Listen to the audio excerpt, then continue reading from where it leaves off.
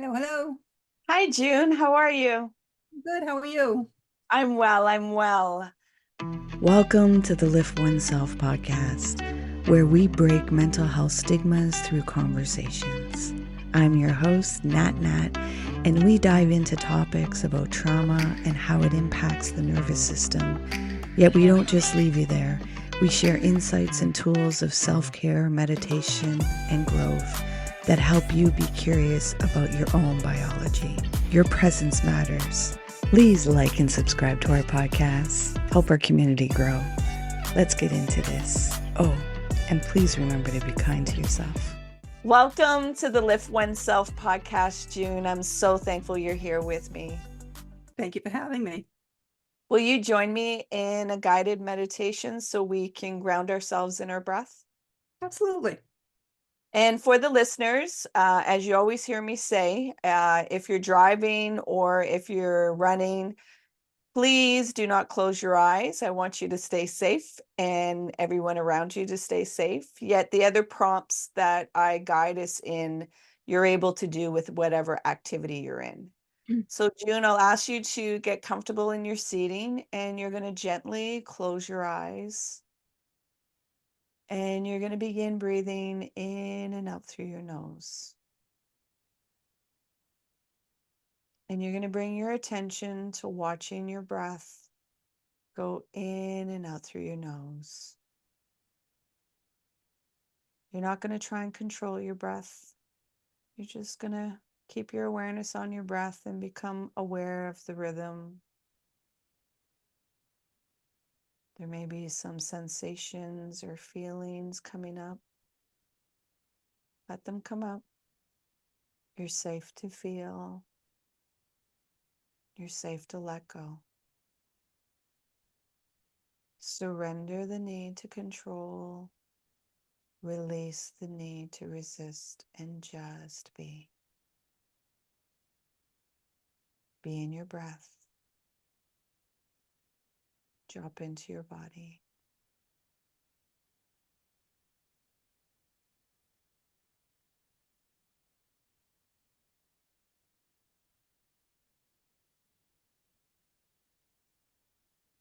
Stay with your breath.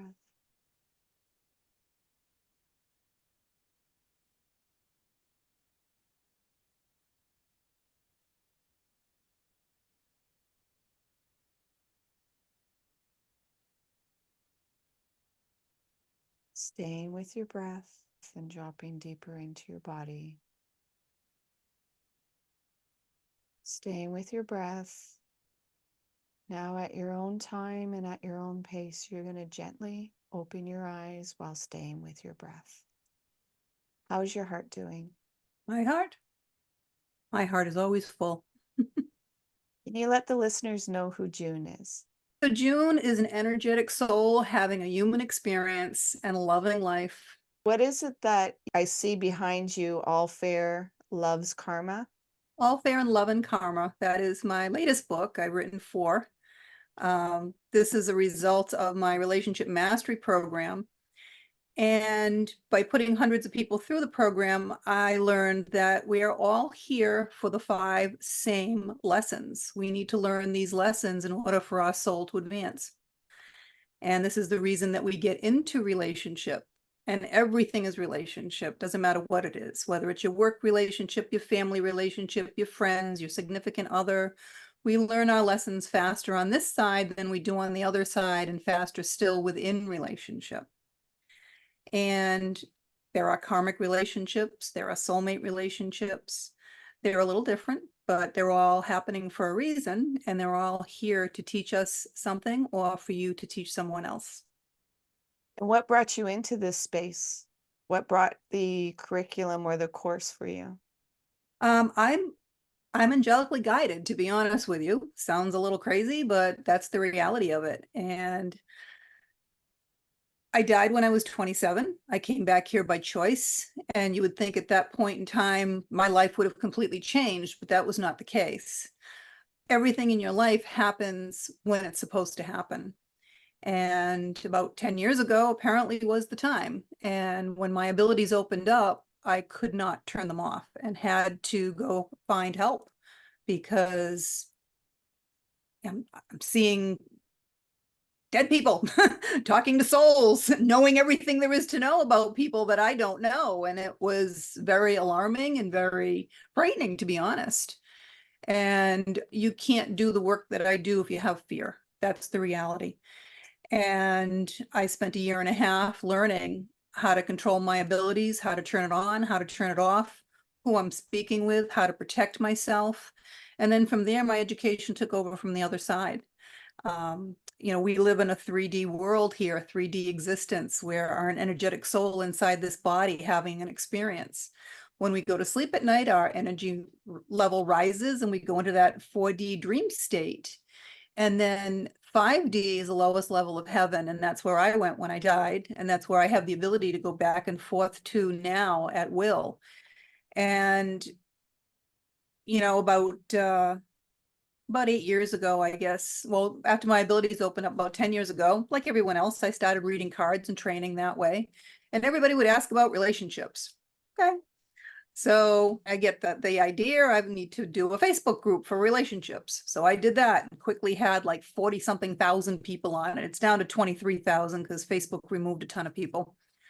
But then I hear that I need to write a book. And I'm like, I'm writing a book. I'm writing my autobiography.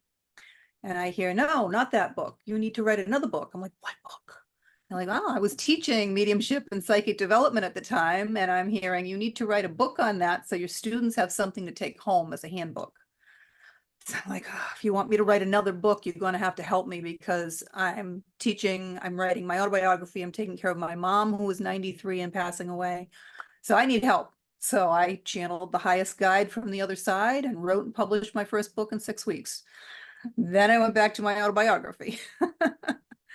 And then I hear about 6 months later that I need to film videos about relationships. I'm like, what? Yeah, you need to film videos about relationships. I'm like, okay. So I literally sit down and I write and script out enough for 10 videos on marriage, divorce, blended families, retirement, aging couples, all these things. And I literally hire a professional camera crew and film all these things. Then I'm like, now what am I supposed to do with them? I put them on my website. I put them on the Facebook for sale. And, no one was really interested. I'm like, I don't know. All I know is this was what I was supposed to do. It's that knowing. That's listening to your soul and listening to the other side.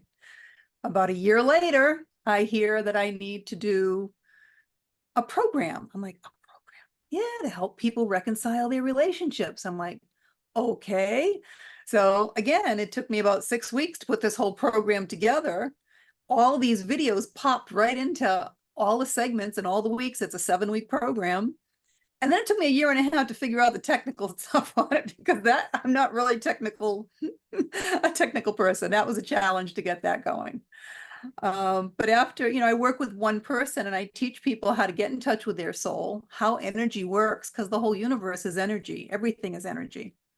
And it only takes one person to make or break any situation because for every action, there's an equal or greater reaction.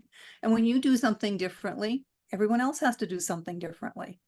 So I only work with one person in a relationship. And by putting hundreds of people through that relationship and reconciling their relationship, it's just incredible. I have people that teach their children the program now.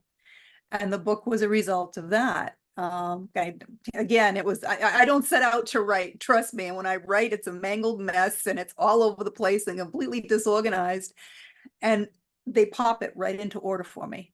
And this was a bestseller and an award winner. So I'm very proud of that.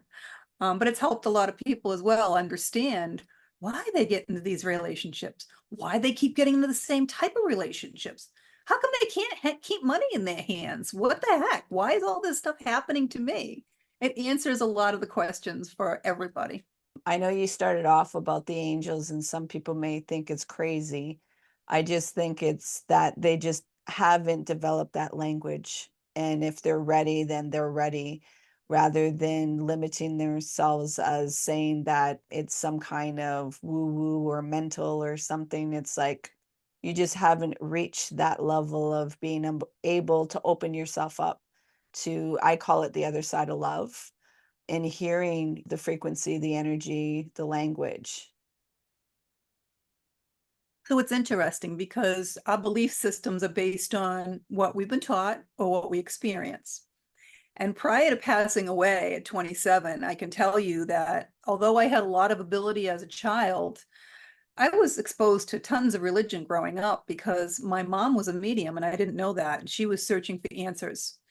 And for me, I always felt and knew there was a higher power, but everything else to me was like, just crazy stuff. People, praying on beads and Mother Mary in the bathtub in the front yard and a little statue in their car. And I can tell you, sir, for certain that it is all real. It's amazing on the other side. Heaven is just unbelievable. The first time I ever brought an angel through, it was just, I was beside myself and I was still learning. I was probably only a year and a half or 2 years into this.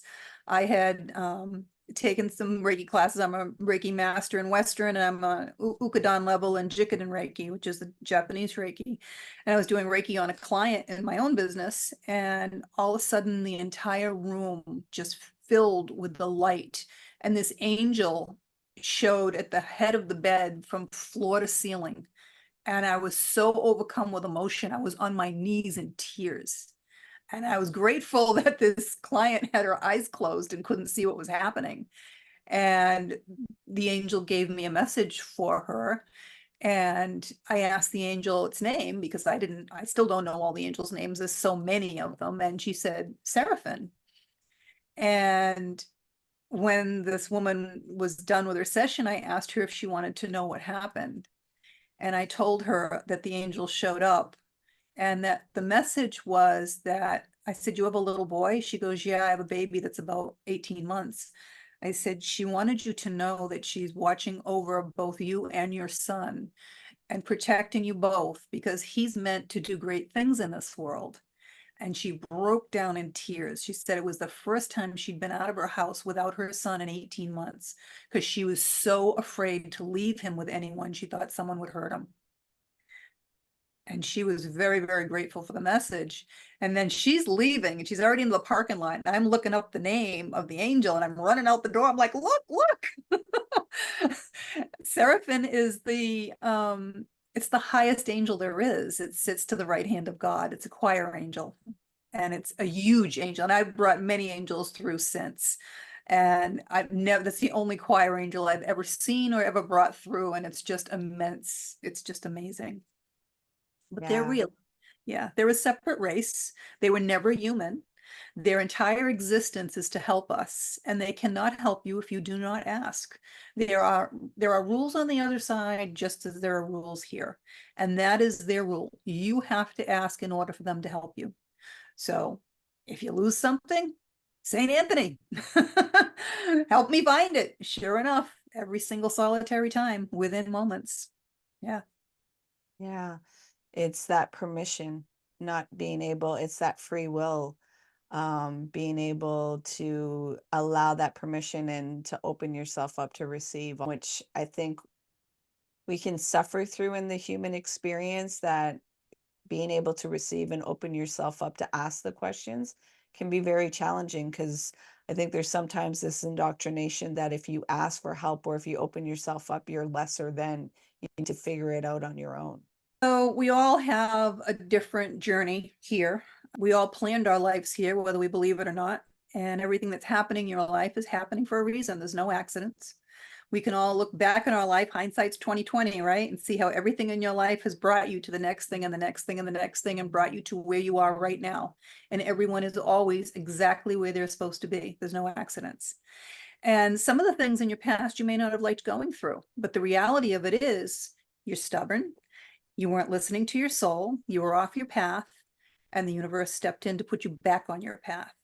And sometimes you're not going to like it. Suppose you were supposed to move cross country and take another job, and that's where you were going to meet your significant other and maybe have children and blah, blah, blah. And you're like, I'm not going, I don't want to move, blah, blah. Universe is going to step in. Maybe you're going to lose your job. Maybe they'll burn your house down. But one way or another, they're going to get you where you're supposed to be. You're always going to be on your path. The only thing you can do is keep delaying it. Just like your lessons. You know, we talk about free will. They want you to think you have free will. They're going to give you, you know, door 1, 2, and 3. What do? You take door 1, you go through it, you get married, you have a couple children, you get divorced. Where are you going to be? In front of door 1, 2, and 3. People, creatures of habit, right? What are they going to do? They take door 1 again. They get married again. They have a couple more kids. They get divorced again. If they learned the lesson they were supposed to learn, they're not taking door 1 anymore. They're going to take door 2 or door 3 and get on with their path. They may still get married and have more children, but it's not going to end the way the first 2 did, because they learned the lesson they were supposed to learn. Yeah.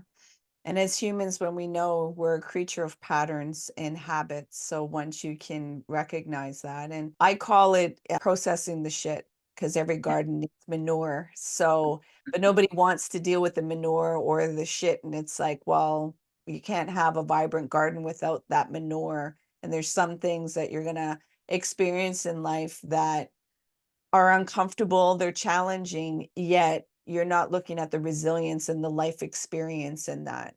Because everybody, you know, everybody wants to talk about they want resilience, yet it's like, well, you're going to have to experience some pain and some life experience to have this resilience that you're speaking about.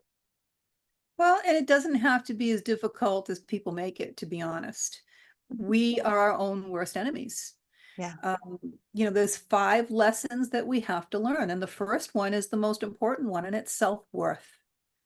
And too many people, for whatever reason, don't have self-worth. You know, the old adage, right? Misery loves company. People will love to bring you down, whether it's family, friends, it doesn't matter. But it's still everyone's lesson to learn. And, you know, you can delay your lessons your whole life if you want, have to come back the next time. Or you can learn your lessons. And, you know, self-worth is not value. That's what other people place on you. Self-worth is the understanding that you are the only one of you in this entire universe. How special are you? How important are you that you are the only one here? Even if you're a twin, you want different things, you like different things, you have different fingerprints, you're different people. You are the only one. And no one has power over you to make you anything. I can't look at you and say, hey, I want you to love me. I want you to hate me. I don't have that power. You are the only one that has the power over how you feel about anything. You are the only one that can make you happy. No one has that power. And when you do that and you're happy, your happiness ping pongs off of everything. And as much as society would like you to feel that it's selfish or narcissistic to put yourself first, it's not. It's where everything else comes from. If you don't put yourself first, you're just not going to be here for anybody else, are you? It's that simple. I love it. I love the synergy of this. It's can be challenging to really, for some that like, you know, trauma or being separated from self or being separated from your worth to really comprehend that. Yet once you really, you know, step into it, you really, everything you see, because in the work that I do, I always tell people it's like it's facing yourself and having to go through the pain. Yet what people do is the avoidance, and they run and they create all this suffering and this difficulty when all you had to do was face yourself.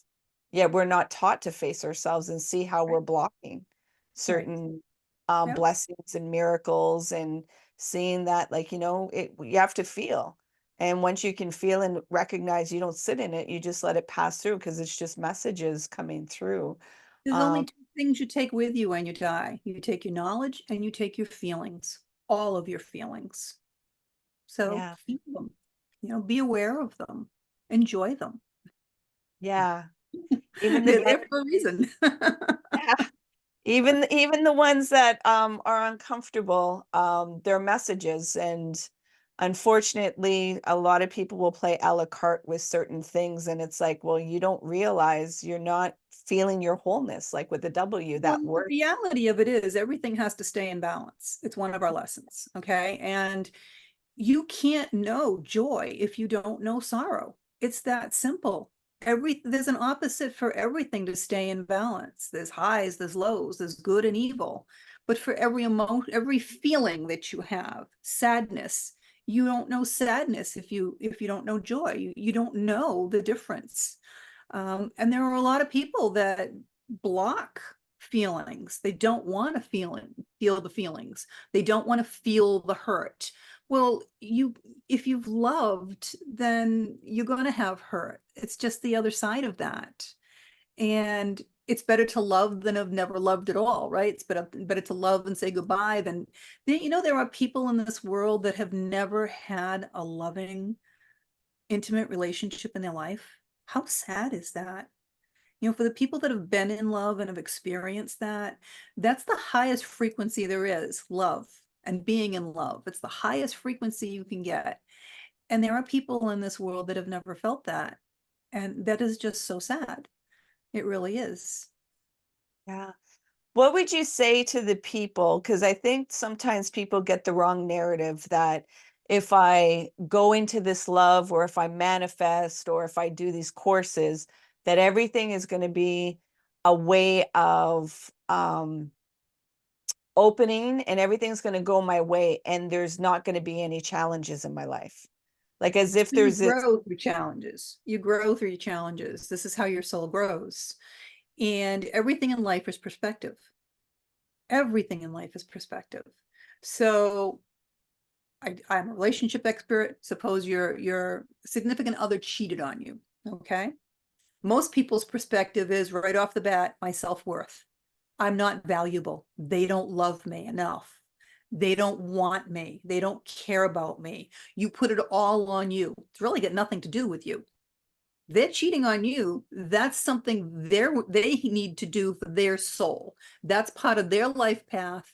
You really have nothing to do with it, quite honestly. Maybe they had to go outside of the relationship to understand your worth. Maybe they didn't value you. Okay. And sometimes that's the case. You don't realize what you have until you're ready to lose it. Whatever the reason is, maybe it was a karmic situation where they had cheated on someone in a past life and they need to know what it feels like in this lifetime. Certainly doesn't mean it's the end of everything. And think about it. If you love somebody and you truly love somebody, do you sit there one night and say, I love them so much, I'm going to go out and cheat on them? No. Certain things happen in your life and everything happens for a reason. There are no accidents. So everything is perspective. It's really how you look at things. The glass isn't half full or half empty. The glass is refillable. Fill it up, drink it, enjoy it, fill it up again. This is how your life is supposed to be. If you're not having any joy in your life and you don't want this person in your life, that's one thing. But trust and communication are also one of the big lessons we have to learn. You have to be able to communicate to each other, to everyone in your life, your wants and your needs. Doesn't matter who it is. No one knows by osmosis. So there's very good possibility there was a communication gap going on there as well. And then you also have to trust that there is a higher power and that everything is happening for a reason. And you have to trust that you made this plan. So you have to ask yourself, why would I write this into my life? Maybe I wasn't appreciating that person. Maybe I wasn't communicating in the relationship. What is my responsibility in this? You have to ask. It really is about perspective. And you have, trust and communication is, it's the same thing. Sex is no different. If you can't communicate and trust outside the bedroom, you're not going to communicate and trust inside the bedroom, right? It works both ways.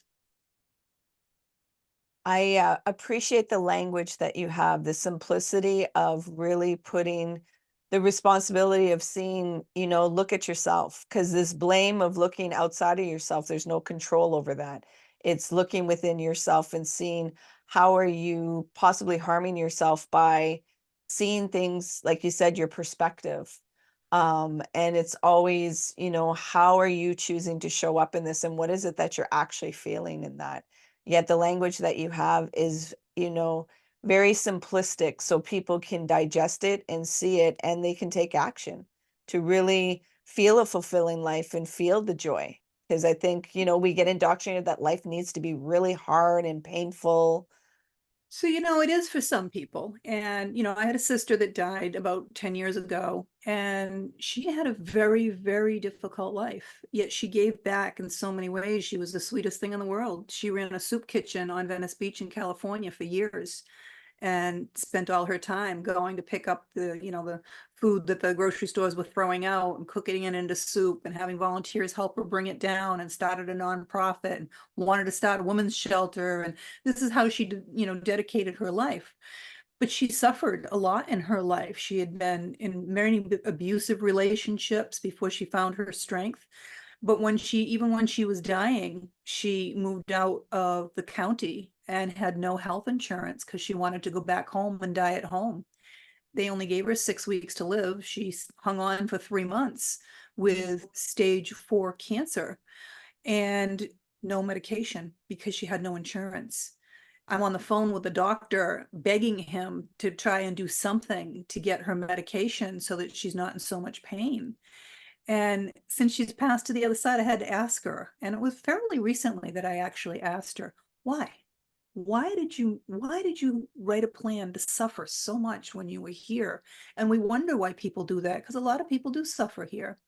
Yeah. And we joked because she's such an enlightened person and an enlightened soul. She was a Buddhist. I'm sorry, she was a Hindu. She's just sitting here. She's sitting here. When you talk about them, they show up. And she's like, no, I wasn't Buddhism, I'm Hindu. I'm like, okay. Understand there only is one higher power. Doesn't matter what your religion is. Okay. But I used to bust her and say, oh, you should be an ascended master because you want to teach, and you're such a pure soul. And I asked her why she went through so much suffering. She says, well, I actually am on that path to be an ascended master. And my soul has to feel what human beings feel, or I cannot guide them. And it's the same thing. I had a very difficult life my entire journey. And I used to joke about it and say, for everything I've gone through, I should win the lottery. Well, I have. In my eyes, I've won the lottery. I love what I do. I'm grateful for being here and being able to help people. And had I not gone through everything I'd gone through in my life, I wouldn't be able to counsel and help the people that I do. It's the old adage, you got to walk a mile in their shoes. People will sit there and say, you have no idea what I've been through. You can't imagine. I'm like, yeah, I've been there, honey. I've done that. It happened to me. Yeah, we share a similar story. That's the reason why I can hold the space for people and show them, because it's like I've had a very colorful life and a very painful life. And once you have your lived experience, you're able to relate to people where they can't argue. It's like, I'm here with you. I get Exactly. what it And I feels came like. out the other side. And guess what? Life is amazing. Amazing. It is. It is. And when you can shift that perception and have that, what I say to people, I'm like, you need safety for that nervous system to let go of that defense mechanism and not engage all that fear. And you need radical honesty to just really allow yourself to feel and process and be able to show up in life as it is, not the stories that you create in your head about what it should look like. Well, this is the problem. We're here, we're an energetic soul living a 3D life, okay, for different reasons. However, we are not the suit that sits here. We're not. While you're here in a body, we have brains in our heads, right? Well, your brain is nothing more than a massive computer. It helps you process all the information that you're given. And some people have 386 bits, and some people have, millions of bits in their computer. Some people process better than others, right? But everyone's brain has a specific job. Your brain's job is to protect you. How does it do that? It does it by creating fear. So most people are making their decisions in life based on fear. And when you do that, it's literally a 50-50 crapshoot. Sometimes it works out, sometimes it doesn't, but you're always questioning your decision. Everyone has had something in their life that they just knew they were supposed to do it. They had that gut feeling that they knew they were supposed to do something. That is your soul. And they did it. They didn't really think it through, and it worked out fine. I teach people how to get in touch with their soul and make all their decisions from their soul. So your soul is way too big for this body. Okay. Some of it's in your body. Some of it's over your body that people can see, and they call it an aura. And the majority of your soul is actually in the lowest level of heaven, the fifth dimension.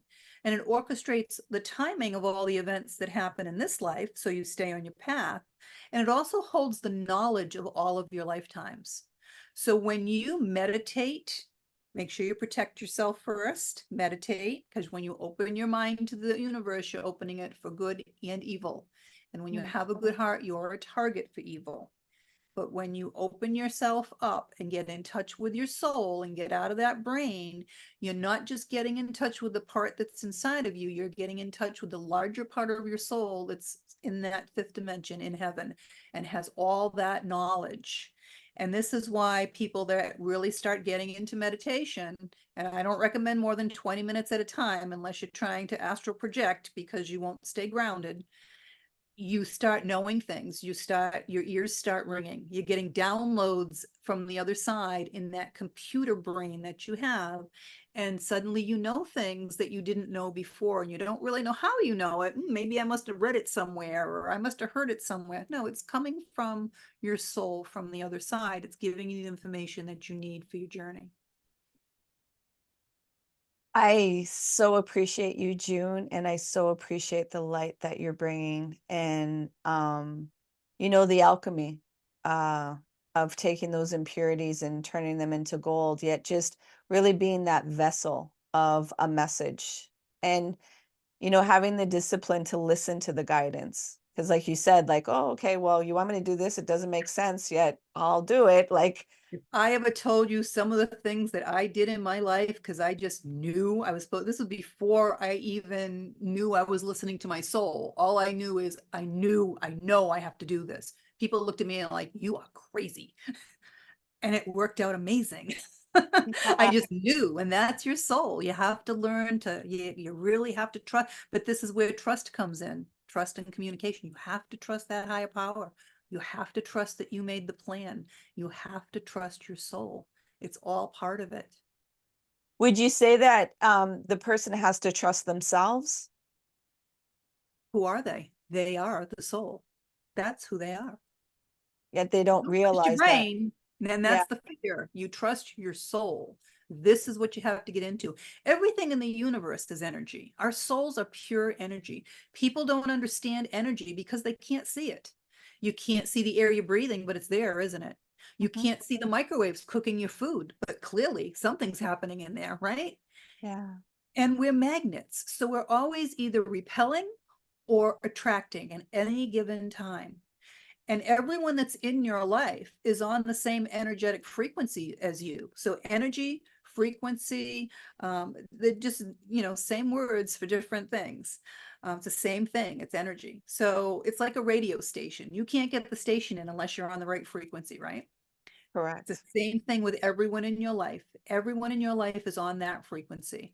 So if you want to have more abundance in your life, you want to have better quality of friends, things like that, you have to raise your vibration. Other things will fall off if they don't belong in your life, and new things will start to attract into your life. This is how the law of attraction works. But to maintain it, you have to balance your energy. Everything has to stay in balance in the universe. Everything has to be an equal exchange of energy. This is why you don't walk into the grocery store and pay $1 million for a gallon of milk, right? Money is energy. That's why it's called currency. And it's what we use in this 3D world to show whether or not your life is in balance. Suppose all you do is work 80 hours a week. You have no time for your friends, your family, your hobbies. Your life is out of balance.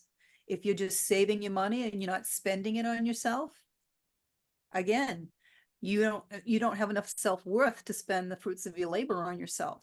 Money is energy. It has to flow. What you put out is going to keep coming back. You are meant to live a life of abundance. All you have to do is understand how the energy works, talk to the universe, get into that flow and listen to your soul. And anything you want, the universe will bring you. It's like Christmas. And it doesn't matter who you are. If you're the beggar on the street and that's the role they chose to play for whatever reason, and they want a bed and a hot meal, all they have to do is ask. And I guarantee you someone will point them in the direction of a bed and a hot meal for the night. Thank you for this. I want to bring you into a reflective question. I want to ask you to bring your awareness right now and go back to your 18-year-old self.